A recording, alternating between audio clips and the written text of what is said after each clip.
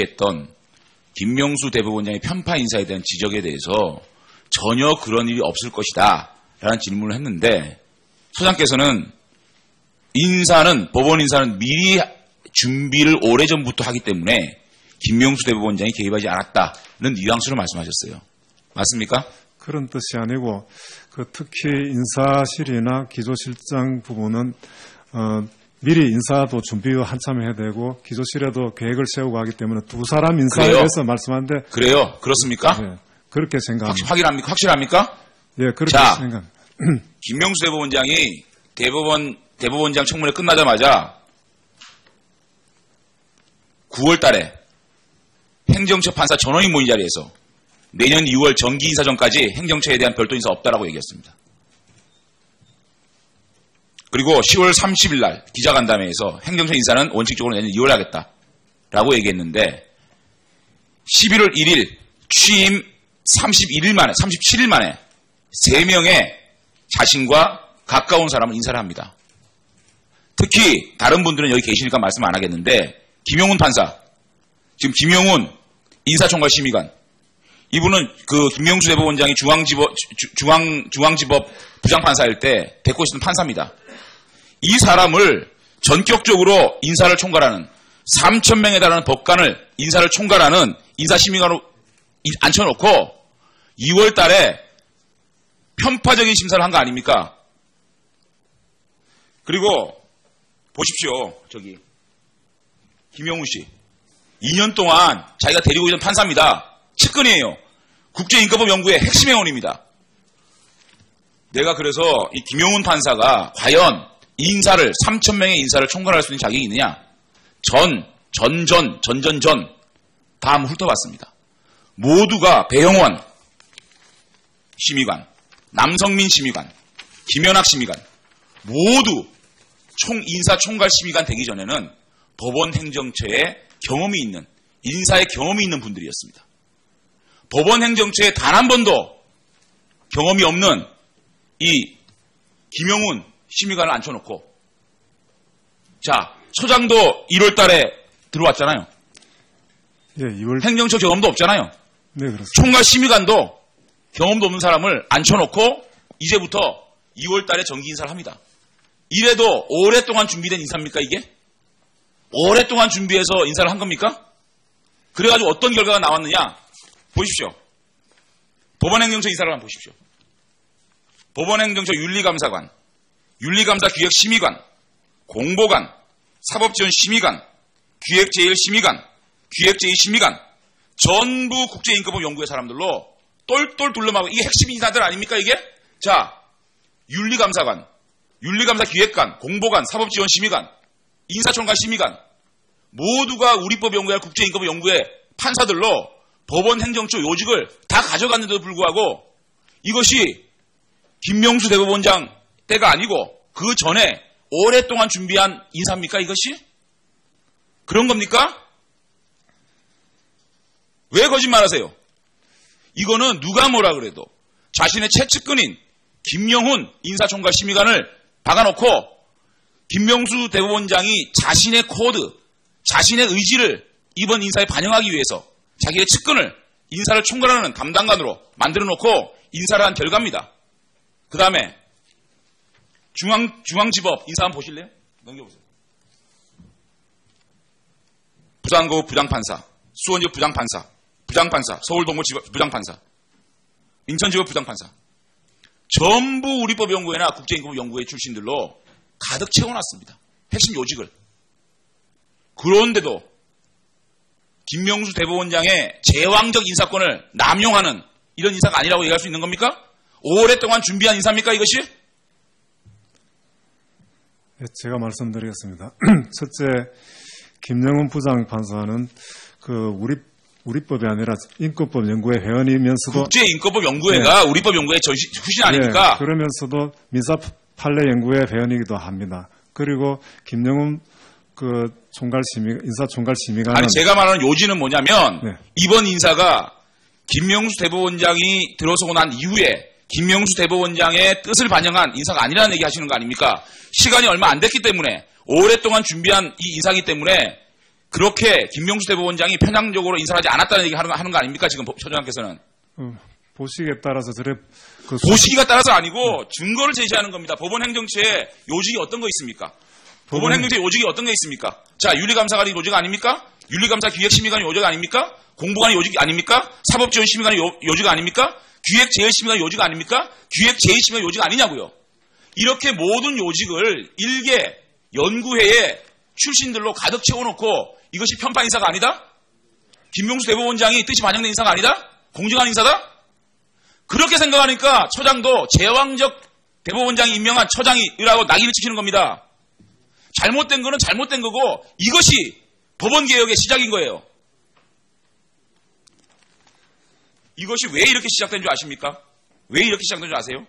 김형현이라는 법무비서관을 현직 판사를 일개 청와대 비서관으로 데리고 간 데부터 이게 문재인 정권의 법원 장악이 시작된 겁니다. 얘기해 보세요. 예, 법원 행정처에는 법관이 37명인가 있습니다. 그 중에 뽑으라면 인권법 연구회 출신도 분명히 있습니다. 그것 때문에 전체가 다 그렇게 볼 것은 아니지 않는가 생각되고, 그리고 김용 부장은 김영훈 인사총괄심의관은 김명수 대법원장하고. 자, 처장님, 정말로 1, 2 기획심의관부터 시작해서 인사총괄심의관부터 시작해서 윤리감사관 이런 요직들의 우리법 연구원이 채워진 것이 공정한 인사입니까? 정말로 보기에 따라서 그런 겁니다. 예, 좀 처장이 답변하기 곤란하다고 얘기하는 거지 이렇게 증거를 제시했는데도 말이죠. 네, 위원님의 그 말씀하신 취지는 그래서 제가 말씀드리는 거는 이런 제가 예를 드는 거는 제왕적 대법원장의 인사권 이거를 분산하는 것이 법원 개혁의 시작이라는 말씀을 드리는 거예요. 네, 위원님께서 우려하시고 말씀하신 취지는 잘 알고 있고 앞으로 그런 것을 유념해가 하겠습니다. 다만 김영훈 인사총괄은 김명수 대법원장 취임 이전에 법원의 대법원장의 제왕적 인사권을 제한해야 된다는 이런 논문도 발표하고 한 사람입니다. 그렇기 때문에 김명수 대법원장께서는 자기의 권한을 제한한다고 하는 사람들의 하는 인사를 보고 싶었지 않았나 이런 생각이 듭니다. 예, 그렇게 하시죠. 네. 장전 의원님 수고하셨습니다. 예. 보충 질의 마지막 순서로 진선미 의원님 질의하시겠습니다.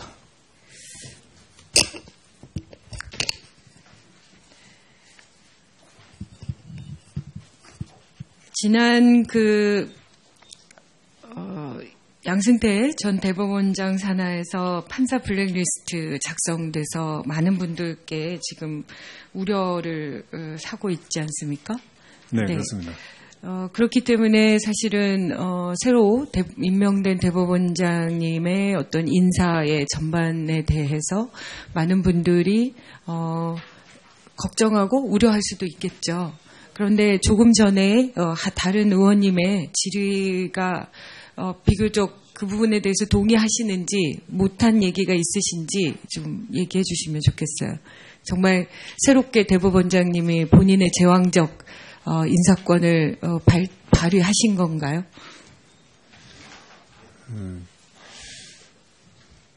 지금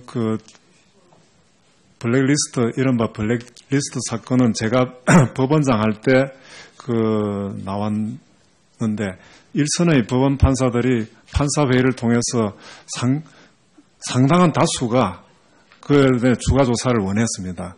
그런 것을 제가 대법원장 취임 전에 어느 분이 대법원장을 하시더라도 이 문제를 그냥 넘어갈 수는 없겠다. 제 나름대로는 그렇게 생각을 했습니다.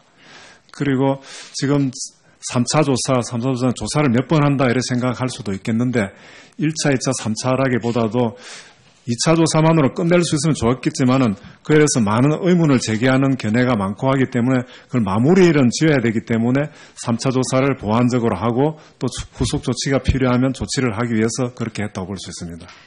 네, 저는 오히려 새로 임명된 인사를 담당하는 심의관이 기존의 법원 행정처의 경험이 없는 것이 오히려 그 사람을 뽑은 주요한 이유가 될 수도 있다. 저는 그렇게 생각하는데 어떻게 생각하십니까? 네, 그 점에서 대법원장 께서도 그 철학이 자기 권한을 내려놓는다 이런 철학을 확고히 가지고 계시기 때문에 그 점을 실현하기 위해서 김영훈 그 인사총괄을 그 발령냈다고 이런 생각합니다. 네, 저는 그렇게 생각합니다. 실제로 지금 법원 행정처가 기존의 행정처에서 판사들의 일거수일투족을 문제를 조사를 하고 그런 월권 행위를 통해서 사찰과 정보 수집을 했고 그렇다고 하면 그런 정보들이 인사상에 여러 가지에 영향을 미쳤다고 보기 때문에 오히려 새롭게 사법개혁을 준비하고 그것을 추진하고자 하는 사람의 관점에서 보면 그 부분들과 기존의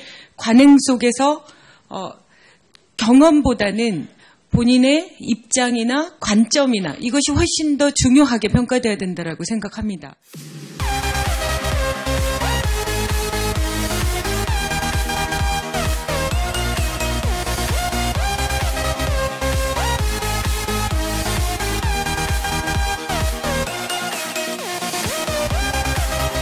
그래서 이 김용훈 판사가 과연 이 인사를 3,000명의 인사를 총괄할 수 있는 자격이 있느냐?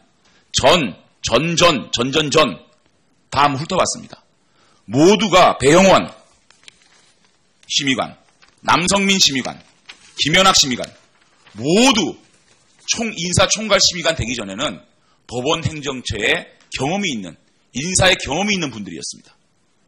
법원 행정처에 단 한 번도 경험이 없는 이 김용훈 심의관을 앉혀놓고 자 처장도 1월 달에 들어왔잖아요.